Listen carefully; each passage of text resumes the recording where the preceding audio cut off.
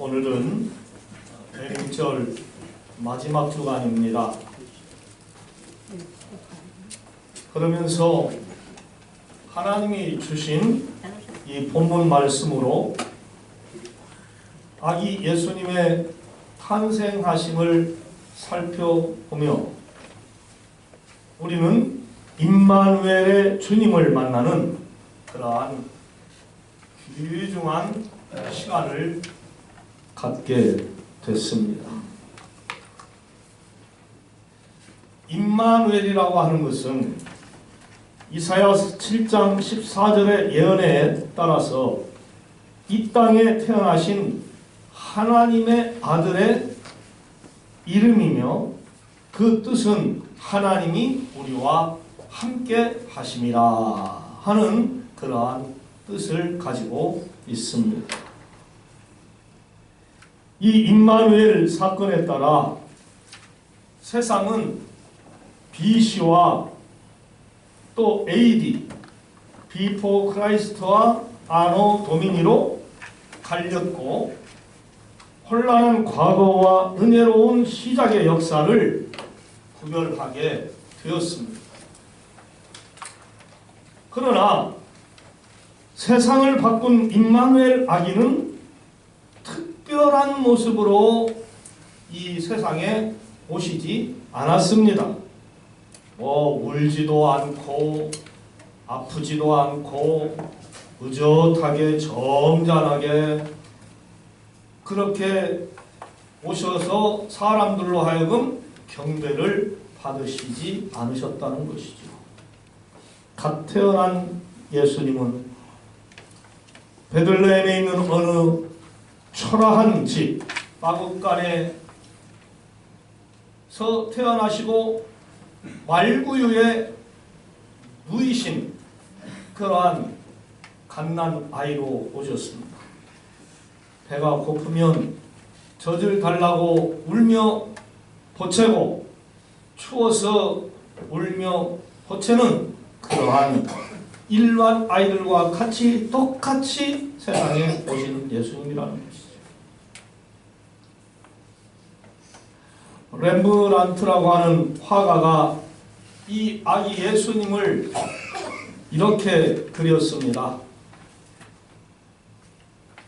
예수님에게서 광채가 나고 머리 주위에 후광이 쫙 비치는 그러한 그림을 그려서 유명한 화가가 되었습니다. 그러나 그 후광과 빛은 어디까지나 예술적인 상징성을 의미하는 것이죠. 우리는 그렇게 이해를 해야 하는 것입니다. 실제로 우리 예수님 오실 때 그러지는 않았어요.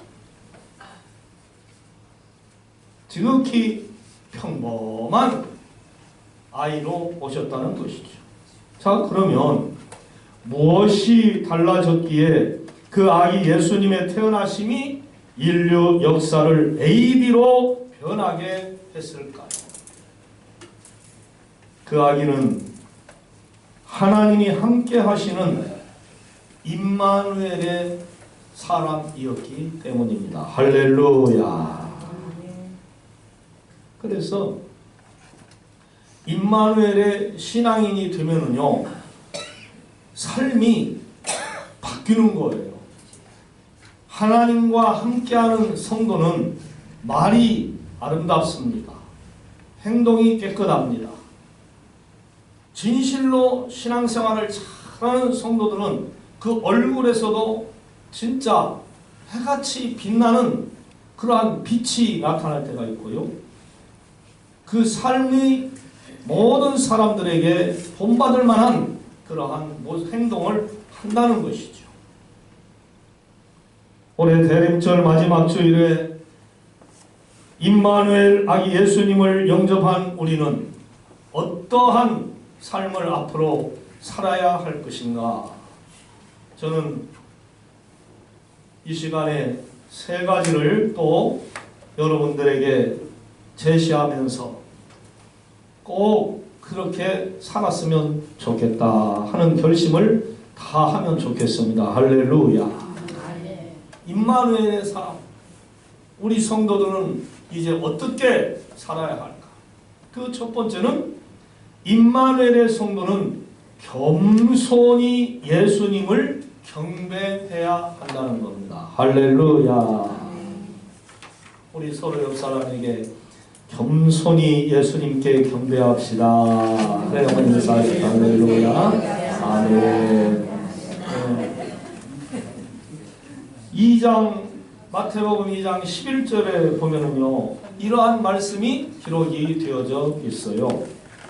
집에 들어가 아기와 그의 어머니 마리아가 함께 있는 것을 보고 엎드려 아기께 경배하고 보배압을 열어 황금과 유향과 몰약을 예물로 드리니라 그랬어요.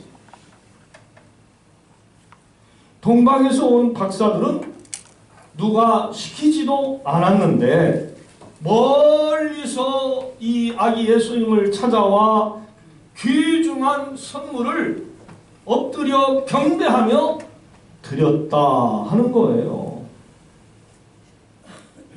또한 밤중에 들에서 양을 치던 목자들은 가까운 데에서 예수님을 경배했어요. 박사들은 물을 건너고 산을 건너고 멀리서 힘들게 왔습니다.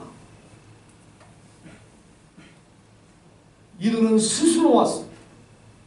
어떤 권력자가 야 거기 가서 그거 하고 와라 그러면은요 아주 죽지 않는 한은 쉽게 올 수 있는 그러한 여행길이 그러한 행보가 아니었어요. 진짜 예수님이 어디 계실까? 인류를 구원할 구주가 어디 계실까? 별만 보고 찾아온 사람들 아닙니까? 강제적으로 누가 시키면은 안 할 수도 있는 그런 상황이었다는 것이죠.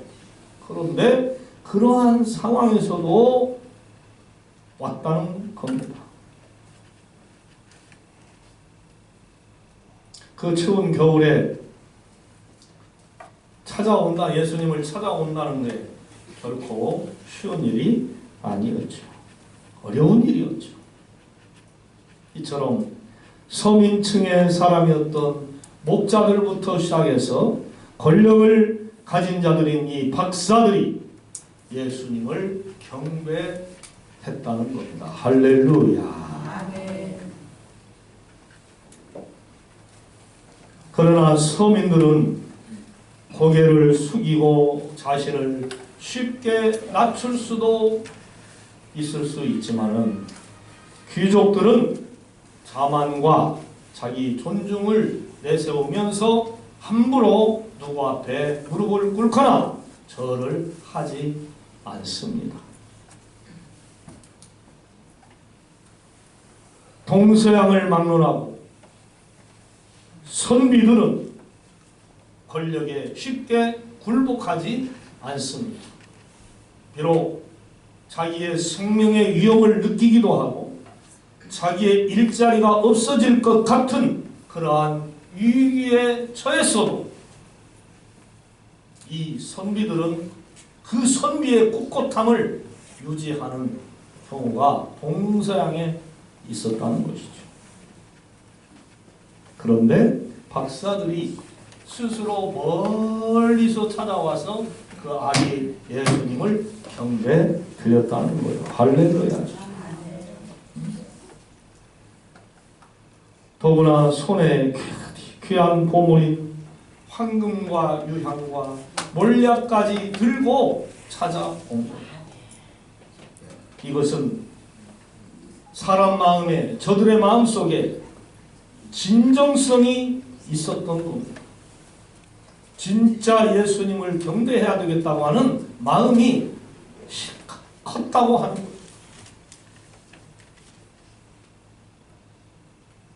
또 아무리 서민이라지만은 목자들도 순순히 머리를 숙이며 굴복하거나 경배하기가 쉽지 않아요. 그때 당시에 이 목자들은요 비록 가난해서 양을 치고 짐승을 치는 목동들로 살았지만은 저들에게는 그 나름대로 자부심이 강했었습니다. 뭐가 그리 저들로 하여금 자부심이 강하게 만들었느냐? 자기들은 다윗의 자손, 다윗의 후손이라는 거예요. 우리는 다윗 왕의 가문의 사람들이야. 뼈대가 있는 집안이야. 이러한 생각을 가지고 살아가던 사람이었다는 것이죠. 우리나라도 양반의 가문이라 하면은요, 비록 가난하고 못 먹어도 물을 마시고서도 뭐 한다고요? 이를 쑤신다잖아. 고기 먹은 것처럼 흉내를 내고. 응? 얼마나 우습습니까? 그만큼 그 양반의 기풍이 있고 기풍을 유지하기 위해서 그런다는 거 아니겠습니까? 허세지만은 그 속에는 많은 것이 생각할 만한 것이 들어있다는 것을 압니다. 여러분, 다윗이 어떠한 사람입니까? 다윗이 이새의 아들로 태어나서 그래서 양을 치던 목동이었습니다. 그런 그가 나라가 전쟁이 일어나가지고 형들이 전쟁터에 나가서 죽었는지 살았는지 알 길이 없어 아버지 이새가 얘야 너 형들이 잘 있는가 한번 전쟁터를 갔다 와봐라 해가지고 가가지고 보니까 이 적장 거인 골리앗이 하나님을 욕하고 자기네 군사를 욕하는 걸 보고 격분해가지고 내가 저 개같은 것을 내가 싸워가지고 죽이겠다고. 그래서 나서가지고 물맷돌로 탁 던져서 그대로 그냥 거인 골리앗을 죽여버리고 그 후에 사울왕과 또한 백성들의 신임을 얻어서 왕이 되었고 왕이 된 뒤에도 40년 6개월을 정치를 잘 해서 아들 솔로몬에게 그 자리를 물려준 왕입니다. 비록 죄 지은 것이 있지만은 그래도 다윗 하면 이스라엘의 성군이라 말할 정도. 그러니까 이 목자들도 얼마나 그 나름대로 자부심이 있었겠느냐는 것이죠. 그들은 천사의 인도를 받아 아기 예수님을 찾았고 하나님께 영광의 찬송을 드렸어요. 누가복음 2장 20절 말씀. 목자들은 자기들에게 이르던 바와 같이 듣고 본 그 모든 것으로 인하여 하나님께 영광을 돌리고 찬송하며 돌아가니라. 할렐루야. 아기 예수님 만나서 찬송하고 돌아갔어. 성탄절을 맞게 되는 우리는 어떻게 변해야 할까요? 본문에서 예수님이 탄생하시게 되면 성령의 능력인 게 거듭거듭 강조하고 있는 것을 볼 수 있어요. 따라서 우리는 성령의 인도하심으로 겸손히 예수님께 경배해야 할 줄로 믿습니다. 아멘. 성전에서 삼위일체 하나님을 찬양하며 구원의 주로 오신 임마누엘의 예수님을 경배해야 할 줄로 믿습니다. 겸손히 또한 선을 행하는 신앙생활을 해야 할 것입니다. 가난하고 천한 자를 불쌍히 여기며 도와주고 사랑하고 챙겨주는 그러한 신앙생활도 해야 할 것입니다. 그것이 바로 하나님을 기쁘시게 하는 거고 주님께 하는 헌신의 삶이 되기 때문에 그렇습니다. 사랑하는 여러분, 이번 성탄절에는 겸손히 예수님을 섬기시고 어려운 이웃들을 도와주는 그러한 돕는 성도로 살아가시기를 주님의 이름으로 축원합니다. 할렐루야. 제가 오늘 잠깐 시간이 있어서 TV를 보는데 동티모르에서 바닷가에서 해녀로 살아가는 그러한 사람들의 모습을 보았어요. 동티모르가 후진 국가니까 사람들이 잘 먹고 잘 살 수가 없죠. 사는 모습이 우리나라 50년대, 40년대 뭐 그 시대 모습이죠. 그런데도 저는 그 속에서 감동을 받은 것이 있어요. 배가 있는 사람들이 배를 끌고 나가 그물을 내려 고기를 많이 잡아와요.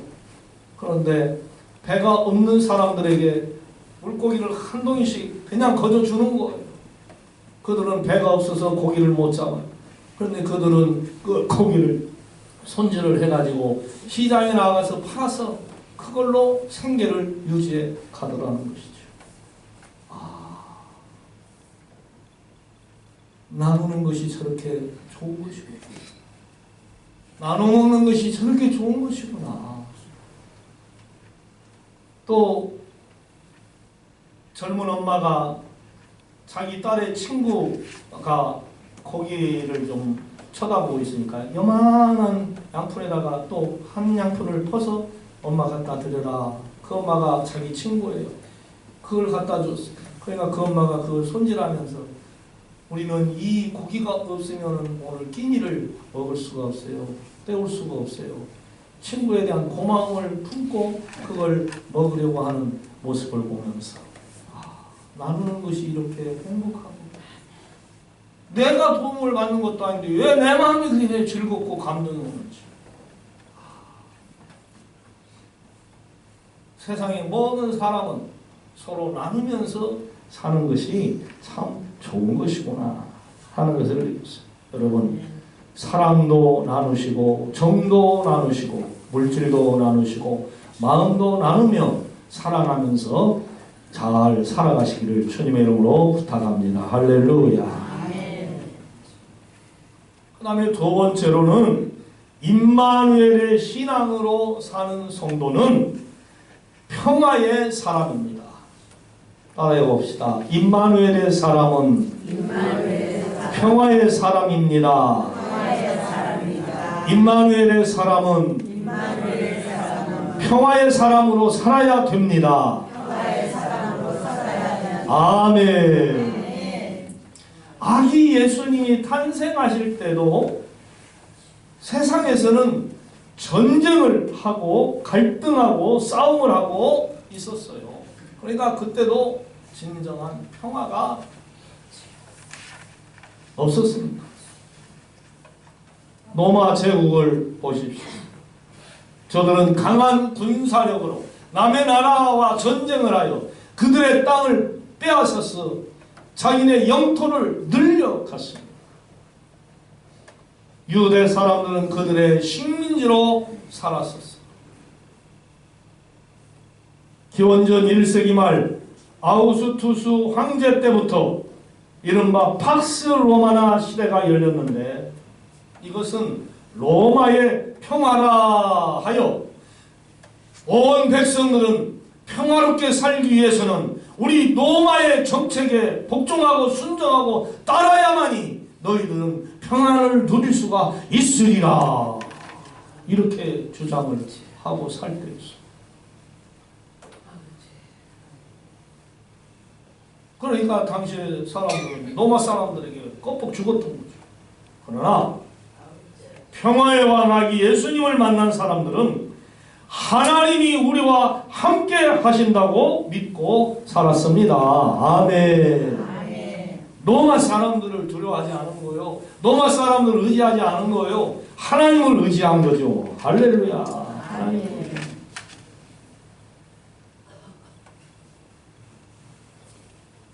그리고 목자들은 천군 천사의 찬양을 통해서 로마의 평화가 아니라 하나님의 평화를 꿈꾸었던 것이죠.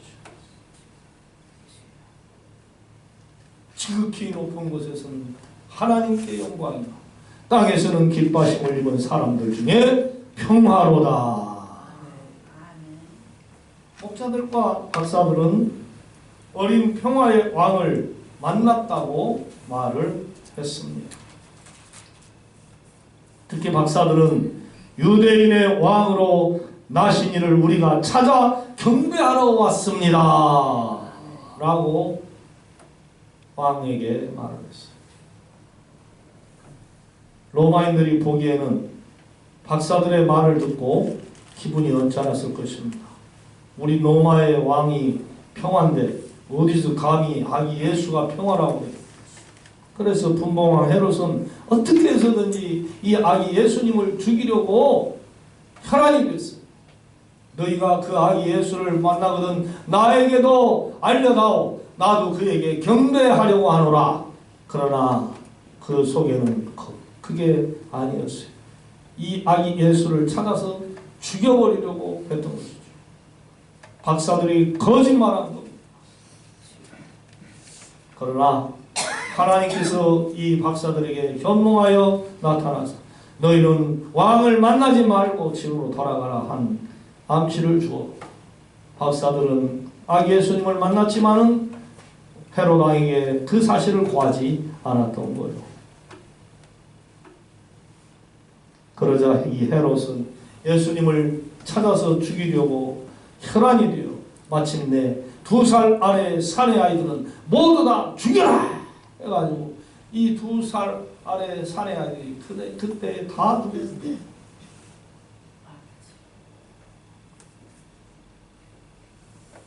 우리가 사는 이 세상의 평화를 한번 점검해 보십시다. 어때요 여러분? 지금 이 나라와 이 세계가 평화로운 것 같습니까?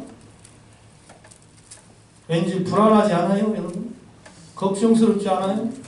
미래가 좀 청사진이 쫙 깔려 있어야 되는데 구름이 쫙 깔린 것 같은 느낌이 들지 않습니까? 아직도 이 세계는 곳곳에서 무엇을 하고 있어요? 전쟁을 하고 있어요. 러시아와 우크라이나 지금 3년 넘게 4년째 지금 전쟁을 하고 있어요. 한 2, 3개월이면 끝나볼 것 같은 전쟁이었는데 이스라엘과 팔레스타인의 전쟁이 아직도 끊어지지 않았어요. 계속 싸우고 있어요. 이제 또 동남아에서는 어느 나라가 또 전쟁을 해요? 태국하고 캄보디아가 또 전쟁을 하고 있네. 남과 북은 화약고 같은 곳이고요. 우리나라는 이 한반도 땅은 화약고 같은 지금 상황이에요. 언제 어느 때 전쟁이 일어나도 뭐 할 말 없는 상황. 왜? 지금은 무슨 시대? 휴전 시대예요. 휴전. 우리는 지금 휴전 시대예요. 휴전. 전쟁을 하다가 이제 좀 쉬자 해가지고 쉬고 있는 상태예요. 또 시작하자 하면 할 수 있는 상황이 지금 우리나라 한반도 남과 북이에요.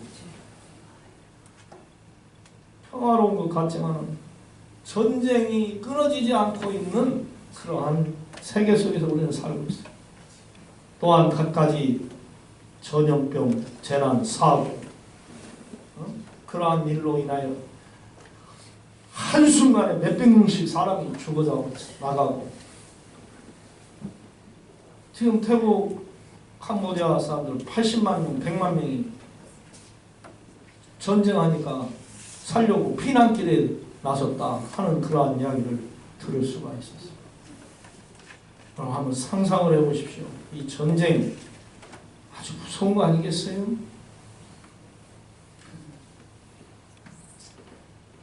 특히 어린 아이들과 연약한 여성들에게는 전쟁이 일어나면 더 많은 고난을 당합니다.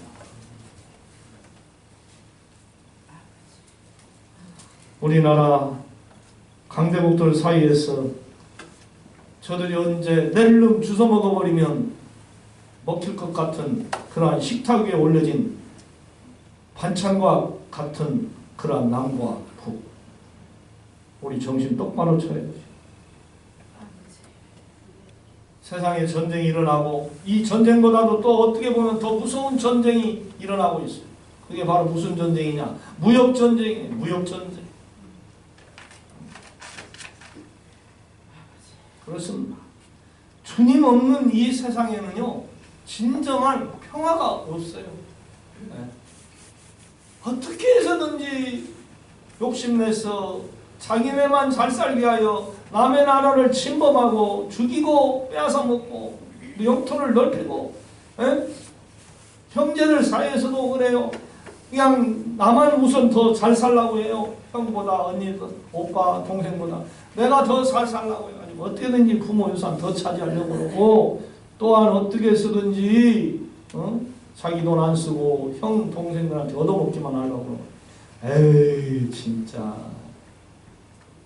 아유 치사한 사람들 많아.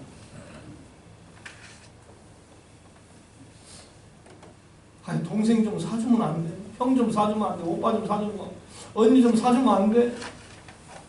언니 좀 쓰라고 돈 좀 주면 안 돼? 아유.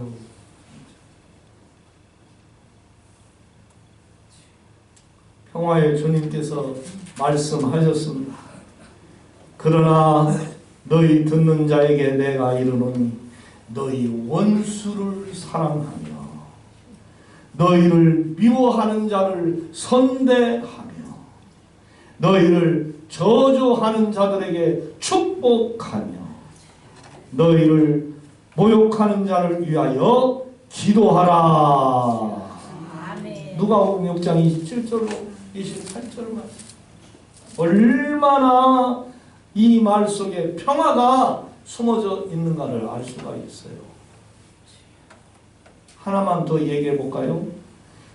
너희를 저주하는 자를 축복하라. 할렐루야. 아멘도 안 해버리잖아. 너희를 저주하는 자를 축복하라. 할렐루야. 아멘. 이제 강제로 시키니까. 여러분 이게 쉬워요? 여러분 저주하는 사람을 축복하라고? 에? 저 은비 자매님 어때요? 은비 자매님을 막 저주하는 사람이 있어요. 근데 그 사람을 축복하라고 할 수 있겠어요? 에? 할 수 있겠어요? 못하겠어요? 쉽지 않죠? 쉽지 않아요. 그런데 그렇게 안 해. 예수님이. 우리 그렇게 합시다. 할렐루야. 그렇게 합시다. 할렐루야. 그래야 평화가 오는 거예요. 그래야 평화가 오는 거예요. 저주하는 사람도 축복을 하는데 내 가족 식구들을 미워하는 건 그야말로 큰 죄지요. 큰 죄. 내 남편, 내 아내, 내 사랑하는 부모, 형제, 자녀들을 욕하고 비방하고 안 되기를 바라고 싸우고,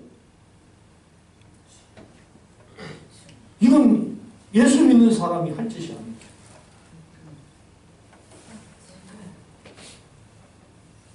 평화를 위해서 서로 사랑해야 하고 한없는 호의를 베풀어야 하고 자기를 낮추고 겸손하게 기도를 해야 합니다. 임마누엘의 성도 여러분, 겸손하게 예수님을 믿기를 원합니다. 할렐루야. 그 다음에 세 번째로는요, 임마누엘의 성도는요, 예수님을 전파합니다. 할렐루야. 누가복음 2장 17절입니다. 본문 21절을 한번 보겠습니다. 아들을 낳으리니 이름을 예수라 하라. 이는 그가 자기 백성을 그들의 죄에서 구원할 자이시니라. 누가복음 2장 17절에는요. 이에 선지자 예레미야를 통해 말씀하신 바.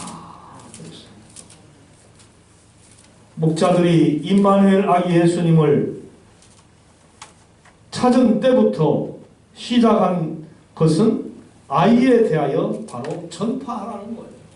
예수님, 이 아기 예수님이 탄생했다는 걸 전파한다. 천사의 말을 전하고 자기들이 보고 들은 것을 그대로 세상에 나아가서 전하라는 거예요. 예수 그리스도를 진정으로 마음에 모신 성도들의 특징이 여러분 뭔지 아시는지요? 예수님이 우리들의 구세주라고 전하지 않고서는 견딜 수가 없게 됩니다. 그래서 사도 바울이 내가 그리스도를 증거하지 아니하면 뜨거워서 죽어 견딜 수가 없게 된다. 그러니까 이 사도 바울은 1차, 2차, 3차 전도 여행을 아시아로 계속 다닌 거예요. 그러다가 유럽으로도 전도를 하러 다닌 거예요. 그야말로 전도의 사람이 되어버린 거죠.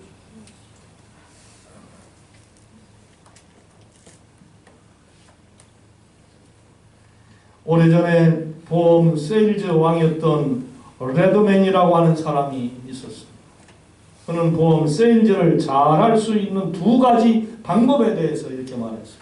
우리 정호목 집사님 잘 들어보세요. 그는 보험 세일즈를 잘할 수 있는 두 가지 방법을 말했는데, 그 먼저는 이 보험이 당신에게 정말로 적합하고 유익한 거라고 확신을 주어야 한다는 거예요. 그러니까 우리 정호 목사님이 보험을 누구에게 들게 하려고 하면 확신을 줘야 한다는 거예요. 확신을. 그렇습니다. 듣는 사람은 보험을 권유하는 사람이 진짜 나를 위해서 들으라고 하는 것인지, 자기의 이익을 위해서 들으라고 하는 것인지, 이거 다 압니다. 정호 목사님 이거 다 알아요. 우리요. 아, 이거 나를 위해서 하는 것인가, 당신을 위해서 하는 것인가. 그래서 나를 위해서 진심으로 권유하면요, 집사님 보면 무조건 믿고 다 그냥 들어버려요. 확신을 줘야 해요. 확신. 자기가 경험해가지고 자기가 들어와가 좋았어, 혜택을 봤어, 바로 그런 것들을 들으라고 해야 들죠. 또 그런 확신이 있었던 것을 말해야 말하는 나도, 설계사도 자신 있게 말을 할 수가 있게 되는 거죠. 레더맨 세일즈의 두 번째 방법은 보험 대상자를 만나기 위해 그 사람을 일주일 동안 연구하라. 정호 목사님 잘 들어요. 오늘 일주일 동안 연구하래요. 이 사람이 내 말 듣고 들을까 안 들을까, 어떻게 하면 내가 들게 할까, 어떻게 하면 저 사람은 유익을 줄까, 다양하게 생각을 하고 연구를 해보라는 것. 그만큼 많은 준비를 해야 성공할 수가 있다는 거죠. 저는 이 말을 보면서요, 하나님이 직접 보여주신 창조 원리를 한번 생각해 봤어요. 전능하신 하나님께서 인간들을 위해 창세전부터 준비하셔서 일곱째 날에 이르도록 하셨고, 또 오랜 날들을 지내시면서 예비하신 예수 그리스도를 세상에 보내셨어요. 이 위대한 역사를 확신하고 나도 최선을 다해 준비하면 세상의 베이글이나 세일즈까지도 모두 성공할 수 있다는 것을 알았습니다. 곧 다가올 성탄절에 우리는 임마누엘 아기 예수님을 만날 준비를 하고 있습니다. 구원의 주님을 거듭 확신하고 그분을 세상에 전하는 여러분들 되시기를 바랍니다. 할렐루야. 예수님 증거예요. 성탄절 돌아와서 성탄 찬송만 하고 먹고 마시고 즐기고 놀고 하는 것으로 끝나는 게 아니라 예수님, 평화의 왕 그 예수님이 이 세상에 오셨어요. 이 예수님 믿어야 구원받습니다. 이 예수님과 함께해야 여러분 복받을 수 있습니다. 라고 전도를 하라는 것이죠. 이미 창세전부터 우리를 예정하신 이 성삼위 하나님께서 구원의 자녀들을 돌보시며 영원한 하늘나라로 우리를 이끌어 주실 것입니다. 원하옵기는 우리 모두 임마누엘의 예수님을 만나기 위해 매일매일 하나님께로 나아가는 성도들이 될 수 있기를 주님의 이름으로 축원합니다. 할렐루야. 하나님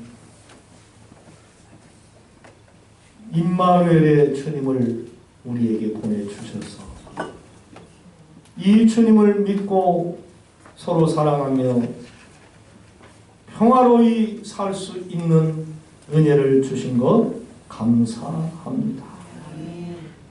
주님, 돈과 사람과 세상에서 오는 것들로 인하여 우리가 즐거움을 누리고 평안을 누리려고 하지 말고 예수님을 통하여 평화를 누리는 우리들이 다 되게 하여 주시옵소서. 이 예수님이 세상의 왕이시라고 하는 것을 아직도 모르고 세상에서 반타하게 사는 모든 우리의 형제자매 부모 친척 친구들 지인들에게 널리 전파하는 우리 성도님들 되게 하여 주옵소서.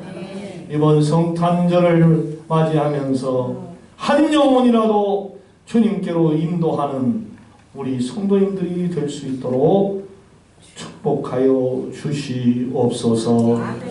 예수님의 이름으로 기도드리옵나이다. 아멘.